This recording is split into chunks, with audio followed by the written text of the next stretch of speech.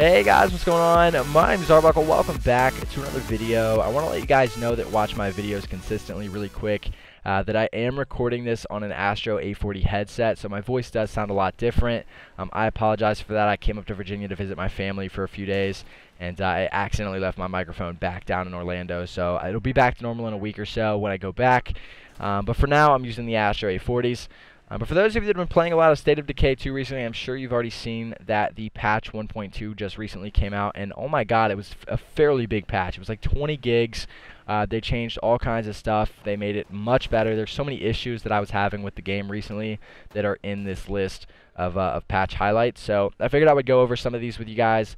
Some of you guys may have experienced some of these things. If you haven't, that's probably a good thing. But a lot of these I'm sure you guys have been through. So I figured I would run through the patch 1.2 highlights and kind of keep you guys updated on what's going on with this new patch. So the first thing they've changed is a lot of the gameplay. One thing that I noticed was that the grenades no longer get stuck and explode in front of a client's character's face or behind their head while throwing, which is something that I think I experienced one time. That doesn't happen very often with me, although probably because I don't throw a lot of grenades. For those of you guys that use grenades all the time, you may have experienced this. This is one of the big things that was fixed.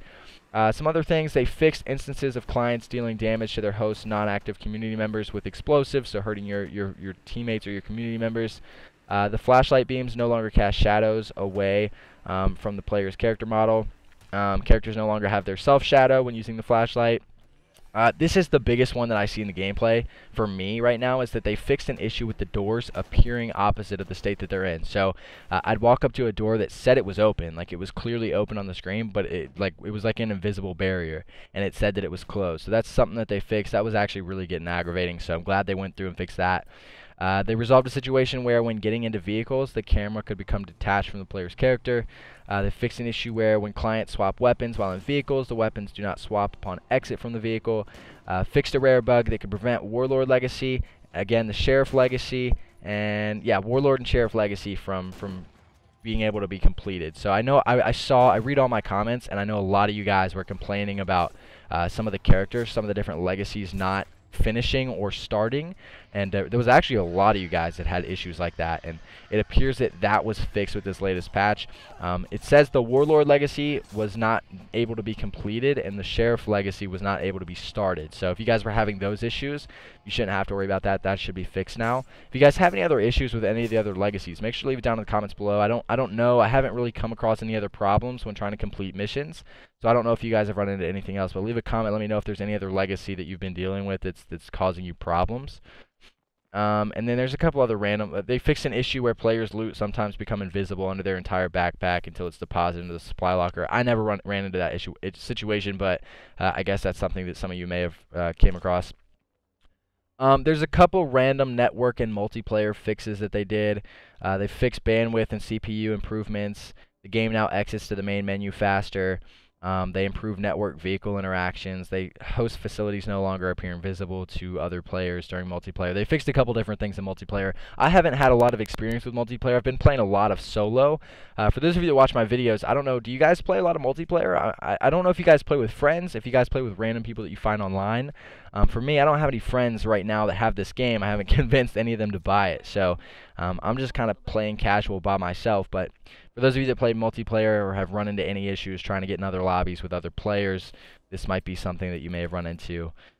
Zombie and character behavior, unfortunately there's only two things on here. There's a couple things that I wish would have been changed that might be changed in the future. The first one says zombies no longer become immune to the assault kick, which is something that would be extremely aggravating that I never really noticed.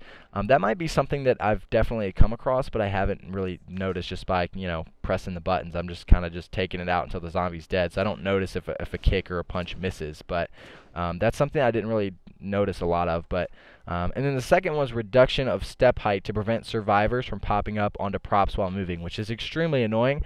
This happened a lot to me. If you guys have any of this happens to you and your characters, where you randomly step up on top of something, like if I'm on a billboard and I'm scoping out the area and I walk up against the rail and my guy automatically steps up. If you accidentally walk, you can walk right off and kill yourself. So that's something that needed to be fixed sooner than later. And then I don't know. I think that this might be. I don't know if you guys have had this problem. I've had this a lot, where the community member that I take with me on an adventure, whether it be to kill zombies, a plague heart, whatever, will get stuck. So if I like run over, one time I ran over one with a vehicle on accident and he got stuck under the map and couldn't move. Another one somehow managed to glitch up on top of a building and couldn't get down. So I think this is something that actually prevents that from happening as well. We'll see. Hopefully that happens a lot to me, so I'll definitely be able to figure that out in the next couple days when playing. The HUD, they fixed a few things with that. They fixed an issue with the player HUD disappearing after NPCs are executed by zombies. Never ran into that problem. And then community advice list no longer shows up under the vignette on the map. So not really a big deal, just kind of a small minor change with the HUD. Environment and collision changes, you guys are going to be really excited about this one. The first one, they fixed numerous collision spots across all 3 maps where players or vehicles were getting stuck. So for those of you that were getting stuck on plastic chairs or rocks with your giant trucks, we shouldn't have to worry about that as much. I'm sure we're probably still going to come across a glitch or two where the vehicle gets stuck on something dumb. But with all the problems they've been having with vehicles getting stuck, this is something that they fixed on all 3 maps. So hopefully you guys won't get as stuck as often.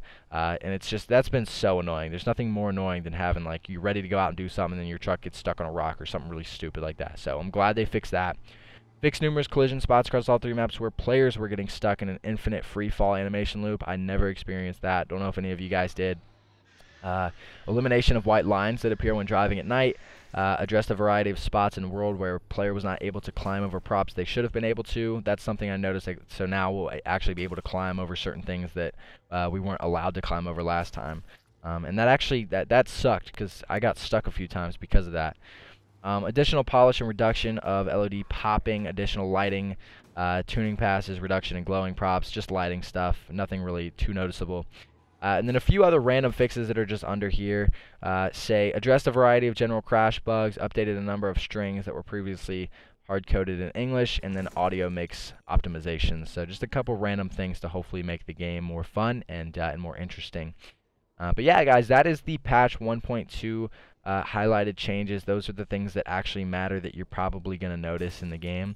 I'm so glad that this came out, and I'm glad that it was as big as it was. I was afraid that it was going to be one of those games that takes forever to get fixed, and I'm sure every single one of you have come across games like that where it takes them way too long to fix something to the point where, you know, I'm done playing it by the time it gets fixed. So I'm glad that they already came out with a 20 gigabyte update. I think that's super impressive, and I'm going to get my hands on the game here and play it and try to get as much play time in with this new update as possible and see if I can notice any of the changes. But anyway, guys, that's for the video. Make sure to leave comments down below. Again, I want to know like if any of these issues you guys were experiencing, because I was definitely experiencing some of them. But if there's any bugs that they haven't fixed yet that I didn't really, you know, I didn't pay attention to any bugs that I didn't see on the list that I've been noticing.